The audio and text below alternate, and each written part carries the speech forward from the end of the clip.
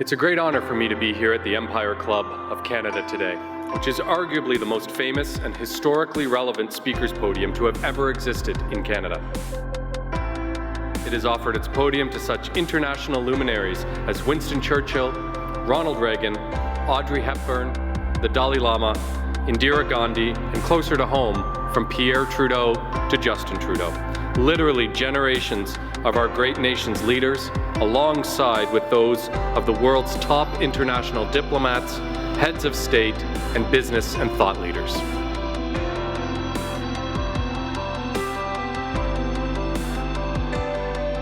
It is a real honor and a distinct privilege to be invited to speak to the Empire Club of Canada, which has been welcoming international diplomats, leaders in business and in science and in politics. And when they stand at that podium, they speak not only to the entire country, but they can speak to the entire world. Please welcome your host for today's event.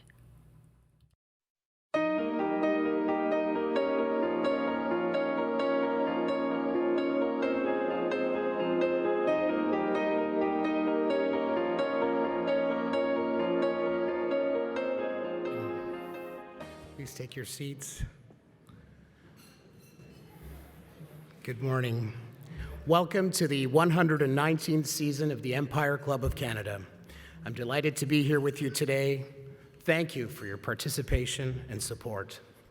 This incredible community of colleagues and peers is a driving force behind our mandate to engage, debate, educate, and advance the dialogue on issues of importance to Canadians. Welcome. My name is Sal Rabani, and I'm the President of the Board of Directors of the Empire Club of Canada. To formally begin this afternoon, I'd like to acknowledge that we're gathering today on the traditional and treaty lands of the Mississaugas of the Credit and the homelands of the Anishinaabe, the Haudenosaunee, and the Wendat peoples. We encourage everyone to learn more about the traditional territory on which you work and live. Turning to today's program, I want to recognize the Empire Club's distinguished past presidents, board of directors, staff, and volunteers. Thank you for making this event a success. The Nation Builder of the Year Award celebrates and provides a platform for extraordinary individuals building Canada's identity and making significant contributions to the country. I'm here to tell you that every person in this room can shape our national identity and make Canada a better place. It starts by being the first to protect what matters most to you, and it evolves as you begin to set examples of excellence for your peers, whether in academics, sport, or business. Finally, what unfolds is an influential individual who advocates for their community and asks, "How may I help?" I hope today's guest of honor inspires you to contribute to Canada in the extraordinary way that comes from understanding what matters most to you. The Empire Club of Canada is a not-for-profit organization. We would like to recognize our sponsors who generously support the club and make these events possible and complimentary for our online viewers to attend. Thank you to our presenting sponsors, Canadian Tire and Scotiabank.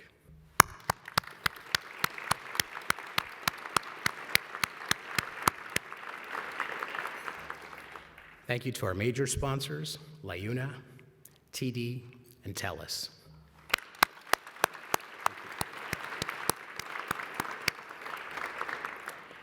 And thank you to our supporting sponsors, Cogeco, Equitable Bank, Fortis, OMERS, and the University of Calgary.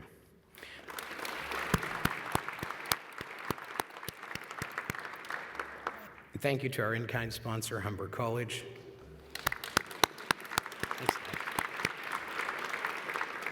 And thank you also to our season sponsors, Bruce Power, Hydro One, and TELUS.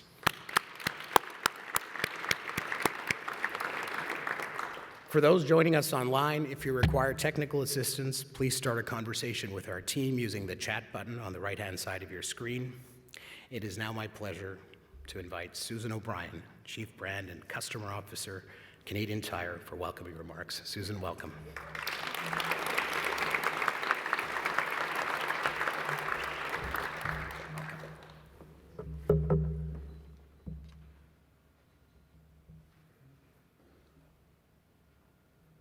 Thank you, Sal. I'm thrilled to be here today as we honor one of Canada's most impressive and inspirational people ever, Dr. Hayley Wickenheiser.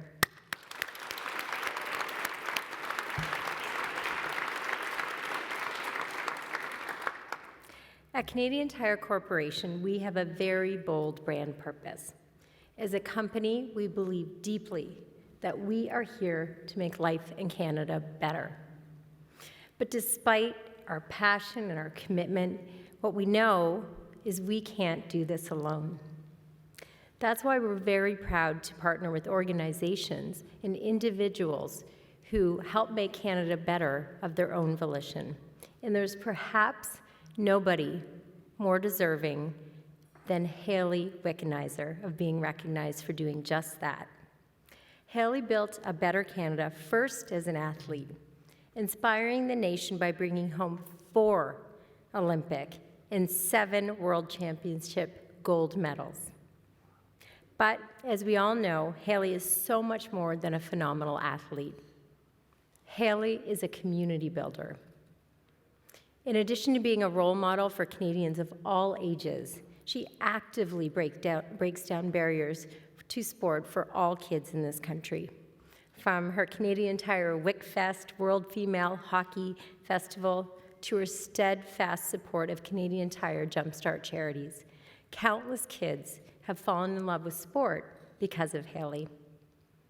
Hayley is an advocate. She represents the interests of her fellow athletes. She isn't afraid to speak up for what's right, including raising concerns about concussions or athletes contracting COVID-19 in Tokyo. Hayley is a doctor. She's a doctor who cares deeply about all our country's health. And when I say all, I literally mean the entire country, as demonstrated by her valiant support of the Conquer COVID campaign in 2020. And above all, Hayley is a good and gracious human being. Even with all her accolades, from the gold medals to the countless Hall of Fame inductions, she's remained humble and hungry to do even more. The reason that we've partnered with Hayley for 10 years now is that not only does she share our values of building a better nation, but she's also an absolute pleasure to work with. But don't just take my word for it. I'll now ask you to turn your attention to the screen to hear what other Canadians have to say about Hayley's achievements and impact. Thank you. Hello everyone, bonjour à tous, and welcome to the Nation Builder of the Year Award. Before I begin, I'd like to thank the Empire Club of Canada for hosting this event once again. Depuis 1903, vous avez créé un forum pour les conversations importantes que tiennent les Canadiens et vous avez accueilli des voix éminentes du monde entier. Aujourd'hui ne fait pas exception, alors qu'on salue la carrière remarquable de Mme Hayley Wickenheiser et son influence durable sur notre pays. Hayley, my friend, you've inspired so many of us, both on and off the ice. Whether it's your historic Olympic career, your heroism as a physician, or your incredibly generous self-sacrifice, putting your service to the Toronto Maple Leafs, you have an incredible legacy. Pour tous les enfants du pays, vous avez montré que lorsqu'on reste motivé et que lorsqu'on met du cœur à l'ouvrage et que si on y investit les heures nécessaires, on peut réussir n'importe quoi. In a world where there are no shortage of challenges, you remind our kids that there's no task too big if you put your heart and your mind to it. So thank you. And congratulations on this well-deserved recognition. Merci, mon ami. Hayley Wickenheiser, such an accomplished individual. Where do I even start? Well, let me start here by saying that for someone who's a fan of yours and someone who's a hockey commentator, this is such a thrill and honor to be asked to speak today. I was thinking about, Hayley, your significance to Canadians all across the country. And you are a woman who has literally done it all. And you continue to accomplish so much more and more, and it just continues to amaze all of us. You've been providing inspiration for so many years, and I remember watching you. It was 23 years as a member of the Canadian women's national hockey team, all of those gold medals, all of those world championships, providing so much inspiration. Don't forget about softball too, right? I mean, when I'm saying you've done it all, you've literally, you're superwoman, and it's amazing to see. And, everybody knows about those accomplishments, even the induction into the Hockey Hall of Fame. But when I think about you personally, Hayley, I know and I've seen firsthand that you will show up to help anyone and everyone, no matter what the cause is. You've given back so much, and I've seen it firsthand through WickFest, the annual girls hockey festival that you put on, and I've seen the empowerment that those young girls are receiving and the inspiration they're receiving through all of your efforts, the time and commitment that you've put into to give back. But I also remember there was an Indian girls hockey team in the Himalayan mountains that we found out about, and you just put everything else aside and went above and beyond. So raising money is one thing, but you flew there to the Himalayan mountains in Ladakh, trained those girls, gave them a life-changing experience, and had them come to Canada to get some competition, and eventually to have them play in the International Ice Hockey Federation games and tournaments. And that is something they'll never forget. And it's a very amazing historic moment on the hockey scene. But it's not just hockey, and everybody here knows that too. There are certain qualities that I think of, Hayley, when I think of you, and some of those are courageous, determined, brave, talented, but also leadership. And you just wrote a book on leadership, and leadership is something that I really admire. It's a trait that you it's glowing through you. And I can think back to even just recently during the pandemic, such a trying time for the healthcare system, and you were outspoken and you stood up and spoke on behalf and in support of your healthcare colleagues. Something again so admirable. I have to mention also becoming a part of the Toronto Maple Leafs management, just again providing inspiration to any young women out there that anything is possible. I also think of you as being so down to earth, so personable, so approachable. And when it comes down to it, I think you are one of the greatest representatives of our country, not only nationally, but also globally. And you know what, Hayley, when I think about everything that you've accomplished, who you are as a person, it's amazing. And to leave a commentator speechless, it's a pretty big deal, right? And yeah, that's what happens when I think it's almost hard to put it into words, because what you represent is one of the greatest Canadians of all time. That's what I think of when I think of you, to summarize. And I think this country is very lucky to have you. I think all of us are so lucky to have you. And congratulations on receiving yet another prestigious award, this time from the Empire Club of Canada. It's so very well deserved. And I know I speak on behalf of so many millions of Canadians. We are so thankful and we are so grateful for everything you've done and for everything you continue to do to serve this great country. Thank you, Hayley, and congratulations.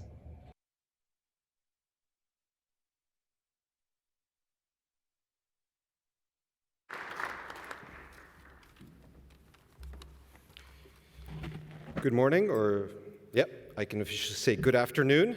My name is Kulveer Singh Gill, and I am co-chair of the Nation Builder Award Committee with my colleague, Kelly Jackson.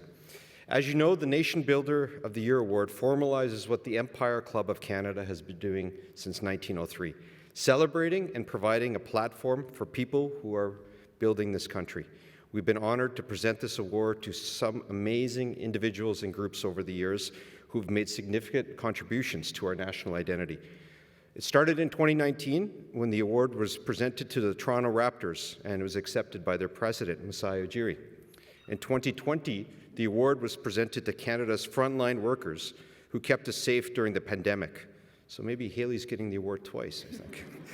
And in 2021, the award was given to Chief Perry Belgrade, First Nations leader and human rights advocate. The criteria to be considered for this award is simple, but yet profound: impact, leadership, recognition, and activation. The winner of this award must have had a positive and lasting contribution to Canadian society. They must be an inspiring role model for all Canadians. They have a stellar, nationally recognized, internationally recognized reputation, and they have to have demonstrated an ability to mobilize Canadians to engage on matters that are important for the future of our country. These criteria aspire to capture what it means to be a nation builder and set a high bar for individuals and groups to be considered for this award. This year's selection committee was comprised of 13 of our board members who brought a diverse range of expertise and perspectives to the table. I'd like to thank each and every one of them for their dedication and hard work in making this year's selection. Let's give them a round of applause.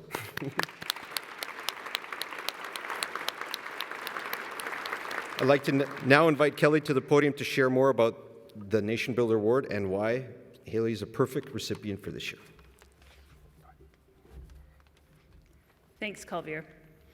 When we received Dr. Hayley Wickenheiser's nomination, we were immediately impressed by her leadership across a range of fields, including amateur and professional sport, youth mentorship and engagement, medicine, and supporting the next generation of women hockey players.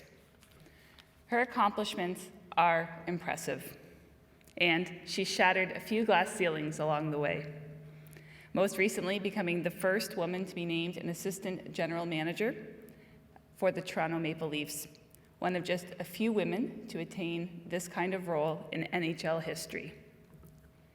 Dr. Wickenheiser has been on the healthcare front lines as a practitioner and as a force behind an initiative to secure and distribute badly needed medical and protective equipment to frontline workers in the early days of the pandemic. Fundamentally, though, what stood out for us as a committee was the set of characteristics that Dr. Wickenheiser brings to our actions. Perseverance, a commitment to lifelong learning, a willingness to take new risks, break new ground, and a dedication to volunteerism. Dr. Wickenheiser has accomplished so much to be inspired by as an athlete, as a doctor, and as an engaged Canadian. I would now like to invite Sal Urbani back to the podium to present Dr. Wickenheiser with this year's award.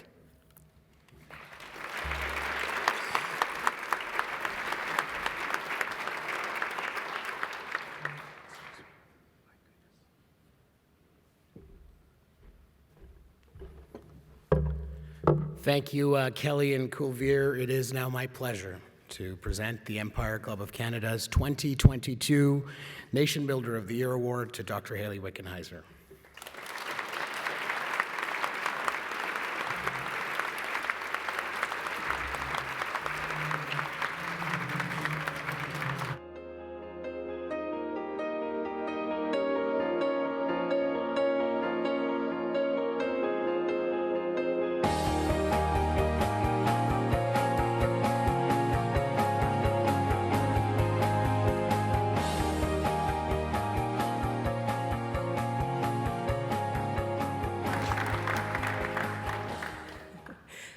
Thank you very much, Sal, and thank you, everyone.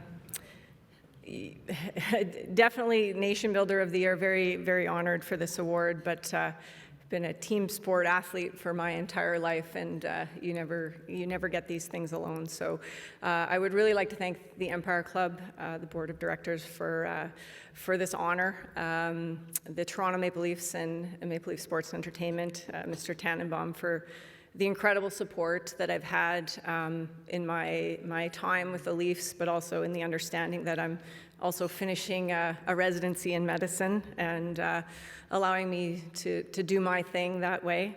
The University of Calgary, who I know, we have some of the folks, including one of my teammates, Carla McLeod, that flew here from Calgary today. I spent majority of my life actually at the University of Calgary, getting an undergrad, a master's, and finishing medical school. And now at the University of Toronto. And so feel very fortunate to have been the recipient of an amazing Canadian education, and how fortunate we are in this country to have the system that we have in place. And then to be here with all of you today, who I think everyone in this room as a nation builder. Yesterday we lost an amazing nation builder in Mayor Hazel McCallion. And I just wanted to take a minute to just honor Hazel. I met Hazel when I was 18 years old at the Kitchener Auditorium in my second World Championships that I played. She came up to me after the gold medal final and kind of punched me in the arm and said, "Wow, kid, you're tough. Keep it going." And if you know Hazel, that's kind of fits with Hazel and who she was. And I didn't know who she was at that time, and certainly got to know very quickly. And for many, many years would see Hazel at Hazel was everywhere, various events, hockey games. She loved hockey. She's one of the reasons why we're all standing here as Canadian female hockey players. The first Women's World Championship in 1987. Played hockey herself and just was a huge promoter of women and women in sport. And so what a loss, but what an incredible life lived. So I just think we should give Hazel a round of applause.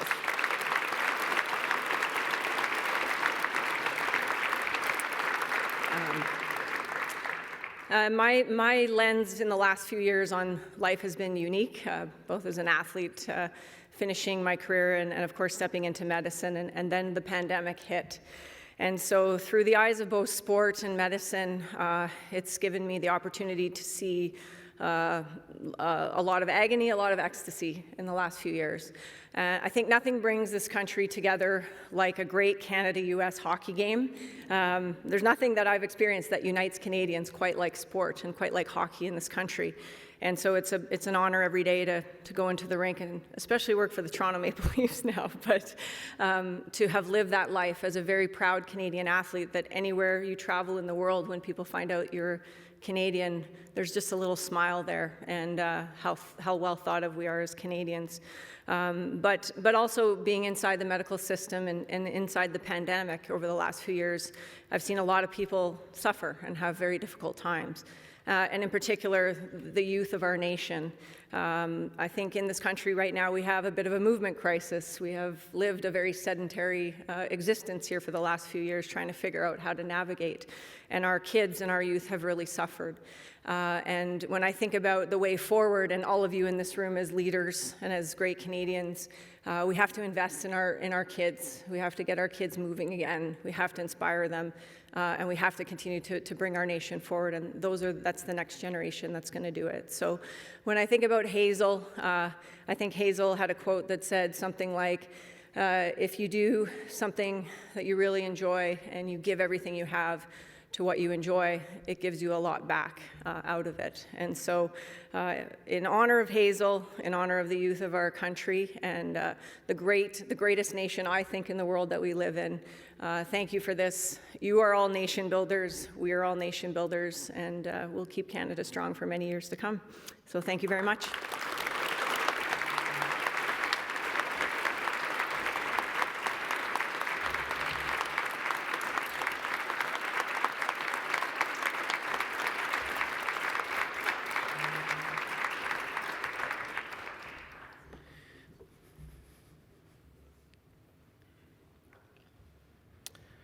Thank you. I'd now like to welcome Tessa Bonhomme, TSN anchor, reporter, and 2010 Olympic gold medalist, to join us on the stage. Tessa, welcome.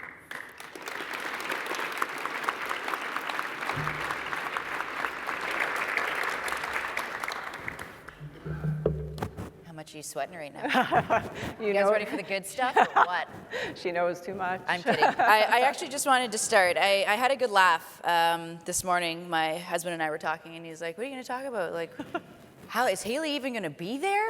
And I'm like, yeah. And he was like, how? And I'm like, it's a very good question. So I think first to start this all off, I had a conversation with Hayley over text because that's the only way you can ever get a hold of her. It was between her and myself and Danielle Goyette, and I said, you know, what was your day like? And she kind of went on. She's like, oh, between doing this to a patient, I was sending video to Timothy Lilligren, and then I went back and made sure the patient was okay, and then I finished my shift, and I went to the rink, and I put my skates on, and then I think the questionnaire everybody wants to know that I had asked you was, do you ever sleep? Honestly. It's a fair question. Just walk us through your day. Explain to people what you have done so far today. This is crazy.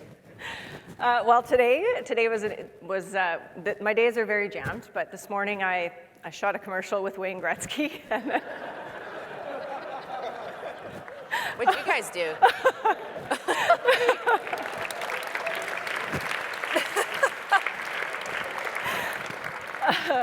And then I'm here with all you lovely folks, and then I will start my clinic this afternoon at 1 o'clock at the Toronto Western Hospital. So I've had 3 changes of clothes.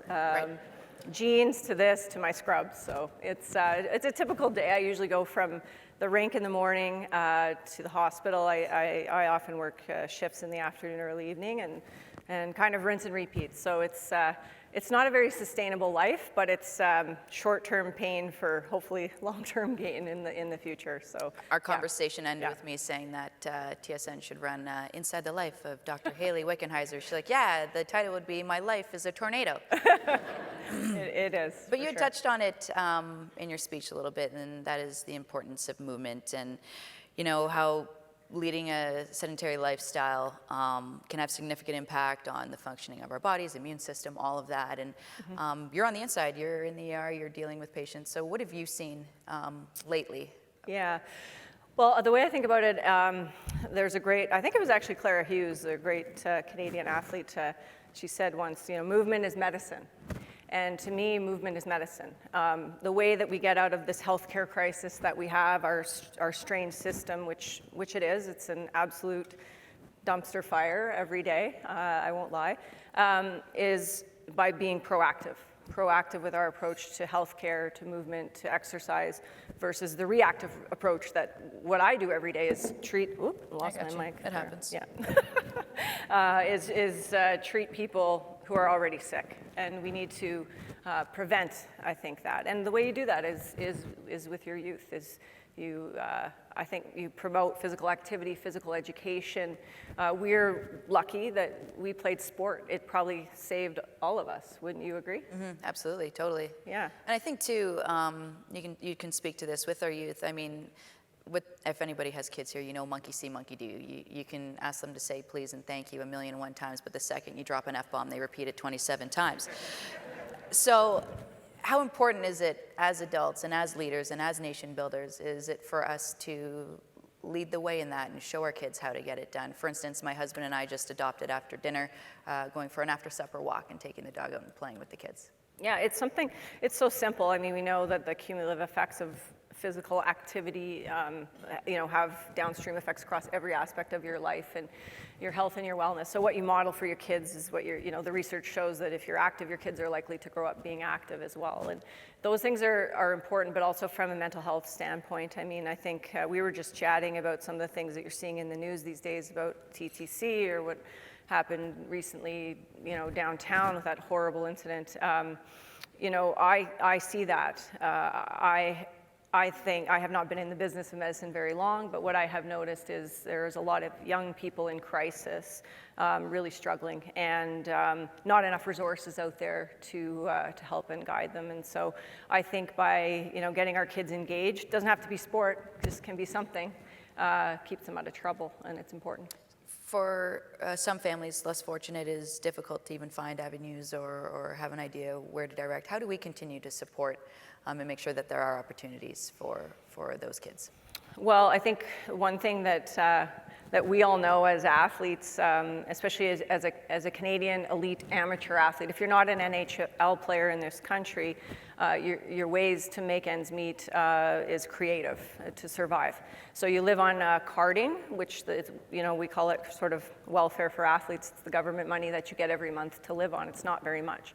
But the way in which you survive is through people, usually sponsors, endorsements, things like that, speaking, to get through your career. And in the same vein, for our young kids and our youth, investing in programs like that. So I will give a very heartfelt thank you to Canadian Tire, because when I came out of the Vancouver Olympics in 2010, I had a dream, which was to build a hockey festival, but it's not just a hockey tournament, it's like a professional development event for girls and women from the ages of 5 to 18. So they play hockey, but then off the ice they get lessons in education, equipment, nutrition.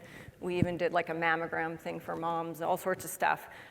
We've been able to do it for the last 13 years and impact 40,000 female hockey players across the country because of companies like Canadian Tire, TELUS, Gatorade that have stepped up to believe in what we're doing, maybe when it's not going to give them the big returns that you might think about. And so it's important and it matters. And I hear great stories of these little girls all the time of what they've gone on to do. And so I think we've got to invest like that in our young athletes and our youth, and believe especially in female athletes and female opportunities.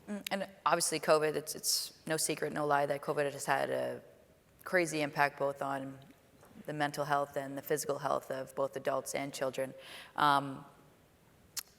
So how has that, first of all, changed? I mean, I know you said you had just entered the medical field, but from the beginnings till now, is it drastic? And if so, outside of sport, let's say, for the athletes, I see we've got a bunch at the table here. I was sitting next to one here. Outside of joining very super competitive sports, what are the avenues maybe we could do to keep these young women or teenagers, male, female, whatever it may be, engaged and feeling like they are a part of a community, a part of something? They do have, a locker. There's no safer place in my mind that I ever felt than in the locker room I'm laughing with my D partner, Carlo, over there, because it's a safe space to go. It's not cliquey like high school.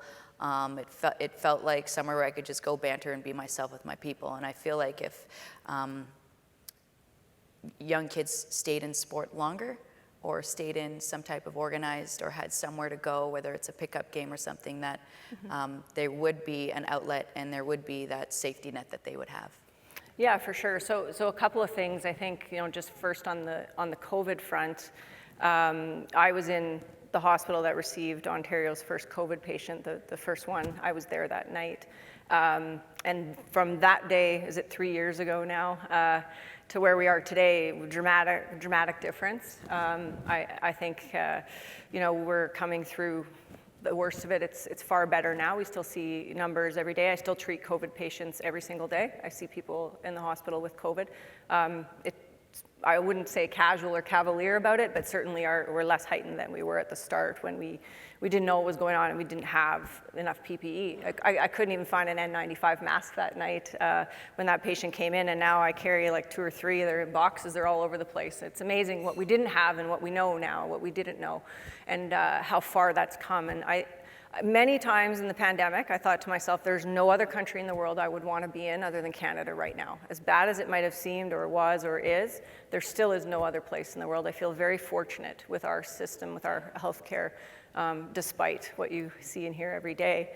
And from a kid's perspective, I think one of the hardest things in the pandemic was that our kids were pulled out of school and they were online. And so then, that was a real struggle. My son is 22. He had a really hard time in university, to the point where I was wondering if he was actually depressed. And I think everyone in this room has a story like that. So now to keep our kids moving, the one thing about hockey in specific is it's very expensive. A pair of skates, I couldn't believe that a pair of skates is like $1,000. A hockey stick is $300.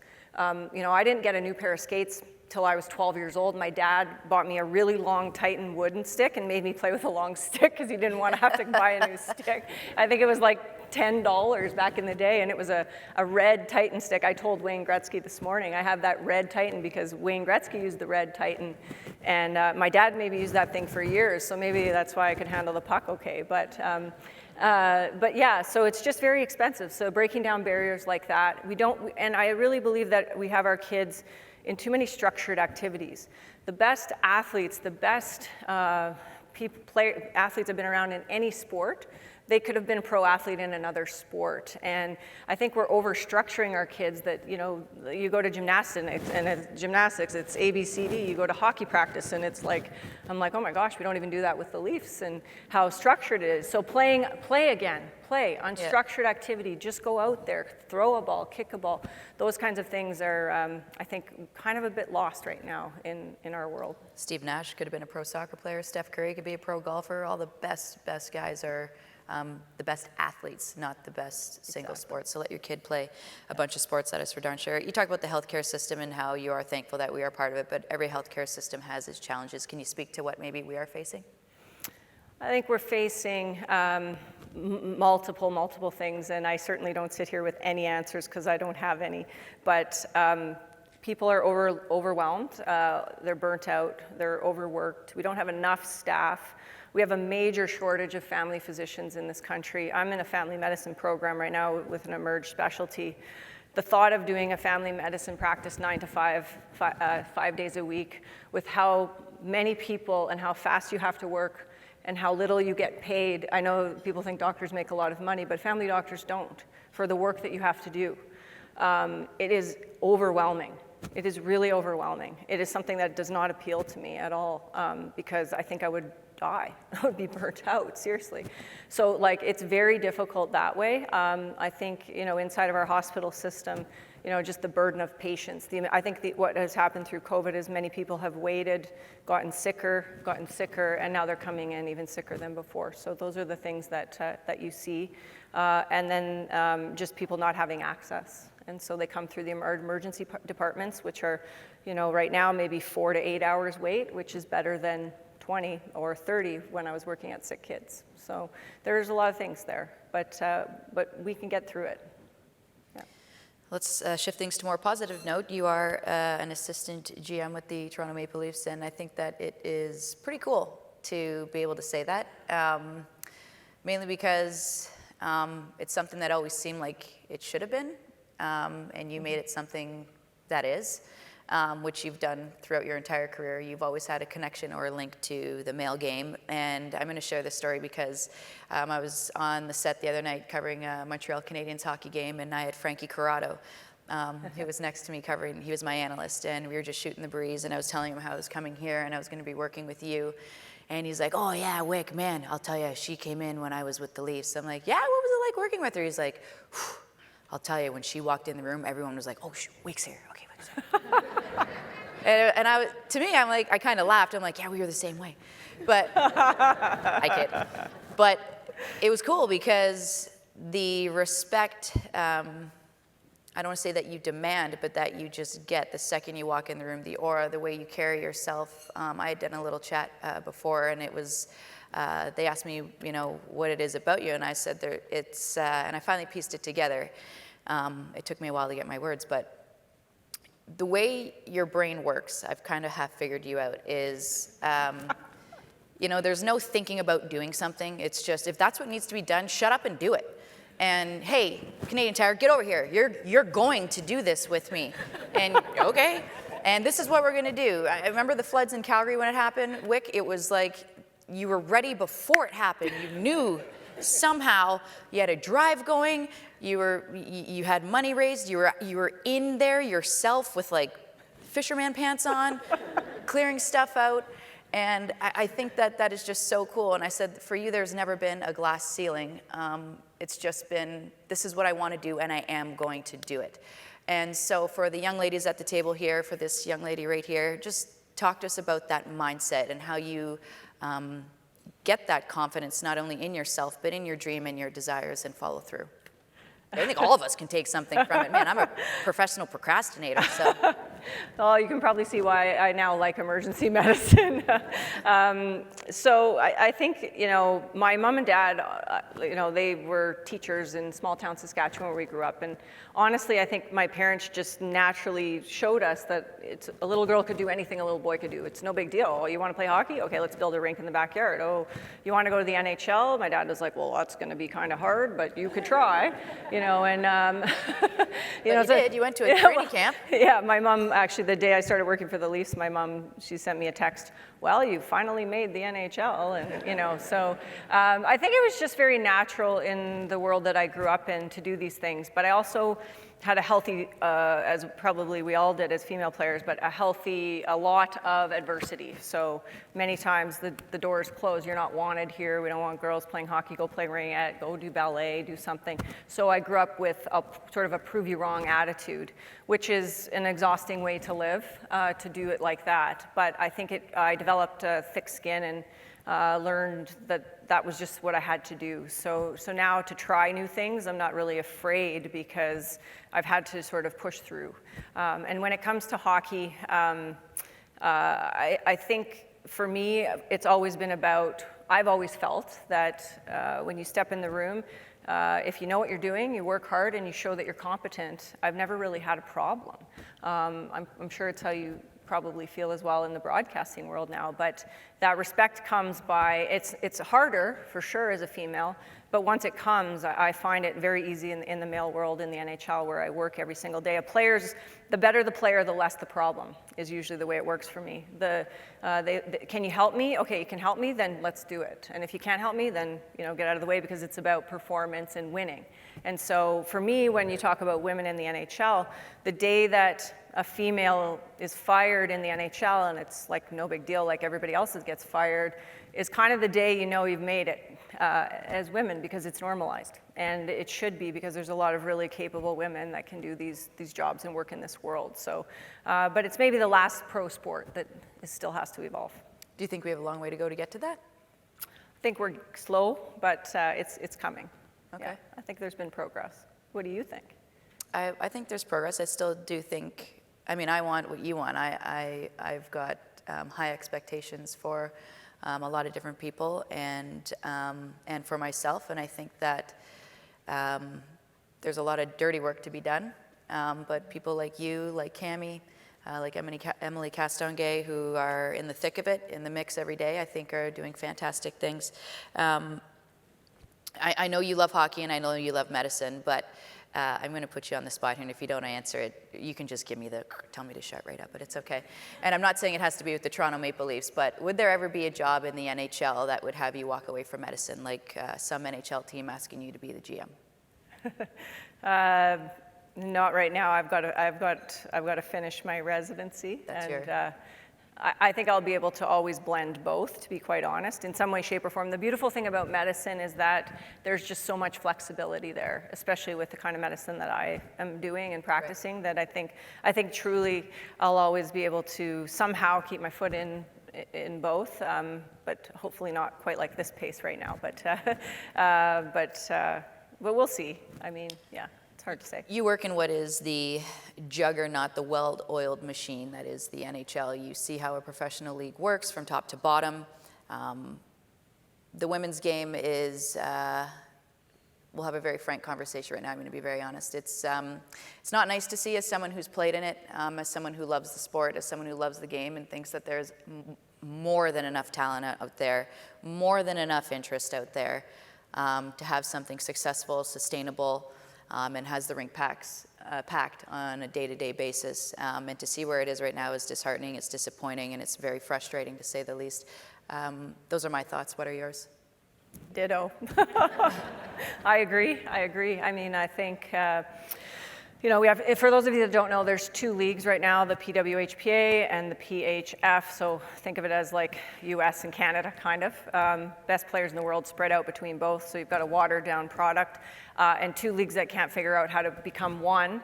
It's not because the NHL doesn't want to be involved or wouldn't step up and be involved, it's because the people running these two leagues can't figure it out, which we can't figure out either, so if we can't figure it out, I don't know.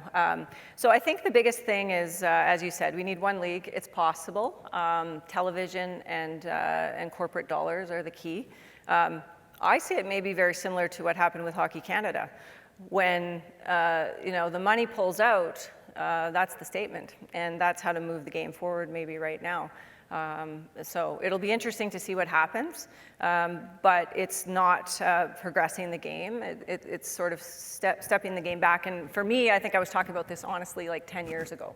Like, oh, we'll have professional women's hockey, and here we are today. Like, we don't really have professional women's hockey. Would you ever get involved yourself?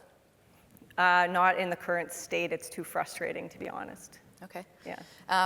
On behalf of all of us here, Wick, thank you very much. I shouldn't call her Wick. Dr. Don't call me that Hayley either. Wickenheiser. We call you Doc. We called her Chicken, so I'll just call her Dr. Chicken. She actually diagnosed that I had shingles before our team doctor diagnosed it. Do you remember that?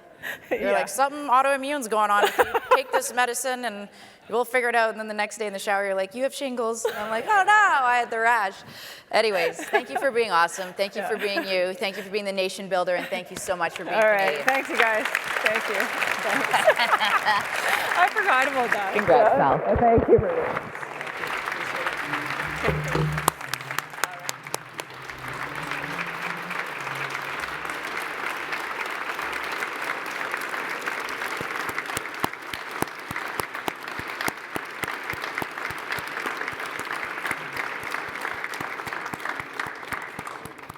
Thank you, Tessa Bonhomme, for your time and expertise, and thank you to our special guest and award winner, Dr. Hayley Wickenheiser.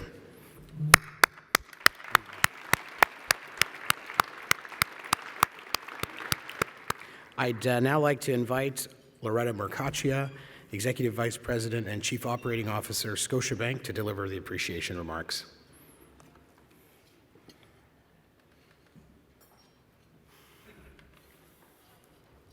This way. Thank you very much. That's a tough act to follow. Whoa. Thank you, Sal, for the introduction, and thank you to the Empire Club for hosting today's event and this special award to celebrate and recognize those who are building our country. And thank you, Tessa and Hayley, for what was an inspiring conversation, and that's what my words say here on the page, but it was way more than an inspiring conversation. As a woman in business, thank you for that chat. It's my pleasure to be here today on behalf of all my colleagues at Scotiabank to recognize the career accomplishments and contributions of Dr. Hayley Wickenheiser. Scotiabank's partnership with MLSE extends back to 2011, and when we signed our naming rights deal in 2017, we made a shared commitment to make the partnership more than the name on the building, on the side of a building. Our agreement is a commitment to MLSE, to fans, to Toronto, and to building community on and off the ice. Dr. Wickenheiser embodies this community spirit, commitment, and inclusion, whether it be through her role with MLSE and the Maple Leafs, an athlete, or a medical professional. In 2021, Scotiabank launched a new initiative called Hockey for All. Our mission to make hockey more inclusive, diverse, and accessible by breaking down both financial and cultural barriers to the game. In only 1 year, Hockey for All programs have directly benefited over 290,000 kids across Canada. We are proud to work with partners like MLSE to make this game more accessible to all Canadians. And there is no better ally to progress in hockey than Dr. Wickenheiser. Across the NHL, more women hold senior positions, and girls and women's hockey continues to grow across Canada. Thank you, Dr. Wickenheiser, for your contributions to hockey, to our communities, and to Canada, and congratulations to having been named the 2022 Nation Builder by the Empire Club of Canada. Thank you again, Sal, and the Empire Club, and to all of you for joining us today.